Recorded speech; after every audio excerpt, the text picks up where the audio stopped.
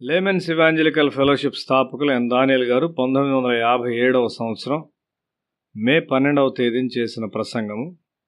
వాక్య పఠన భాగము లూకా సువార్త 19వ అధ్యాయం 11 నుండి 27 వచనాల వరకు.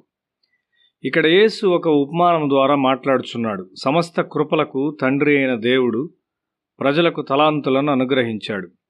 శరీరము, మనస్సు మరియు ఆత్మ వాటి శక్తులు కలిగి ఉన్నవి. ఇవి ప్రత్యేకమైన తలాంతులు. అవి మనలో ఉన్నవి. శరీరం యొక్క ఒత్తిడి మనస్సు మీద తొలగించబడి మనస్సు మీద ఆత్మ క్రియ చేయుట ప్రారంభించినప్పుడు దేవుని రాజ్యంలో మనిషి ఒక శక్తిగా తయారగును. అతని జీవిత అవసరతలను, అతని వరములను దేవుడు ఎరిగి ఉన్నాడు. ఒక మార్పు చెందని మనిషి మరియు ఒక శరీర సంబంధి అయిన మనిషి దేవుని గుణశీలమునకు సంబంధించిన కొన్నింటిని మాత్రమే చూచును. దేవుడు న్యాయవంతుడని గాంభీర్యముగా నుండి శిక్షించుటలో కఠినముగా ఉండునని వారికి తెలియను. దేవుడు ప్రేమ అను వాస్తవమును మరచి ప్రతిదాన్ని వారు పోగొట్టుకుంటారు. దేవుని వైపు ఎదుగుచున్న మనుషులు మరియు లోకం వైపు ఎదుగుచున్న మనుషులు ఉన్నారు. బాహ్యంగా వారు ఒకే విధముగా కనబడవచ్చు గాని అంతములో వ్యత్యాసము దేవునిచే స్పష్టము చేయబడును. ఉపమానములో మొదటి మనిషి తనకివ్వబడిన మీనాతో మరి 10 మీనాలు సంపాదించాడు. దేవుని మహింపరచుటకు ప్రతి అవకాశమును అతడు ఉపయోగించుకున్నాడు.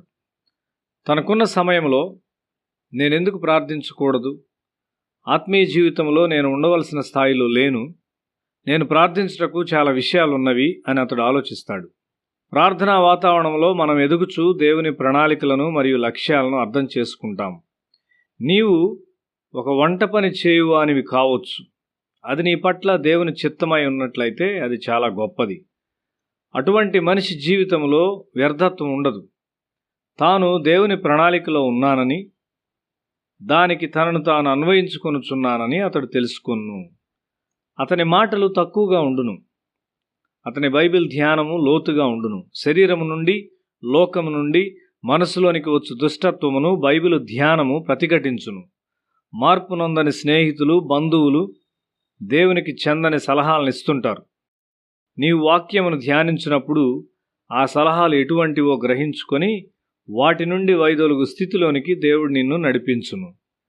సిలువ వేయబడని శరీరము నుండి పవిత్రమైన హృదయంలోనికి వచ్చు దుష్టత్వమును కూడా అది అరికట్టును. దేవుని వాక్య ధ్యానము నిన్ను పరిశుద్ధాత్మకు ఒక మందిరముగా ఉండునట్లు చేయును. ఉపమానములో ఒక తలాంతు పొందినవాడు నీవు ఒక కఠినుడు అయిన మనిషివి అని చెప్పాడు.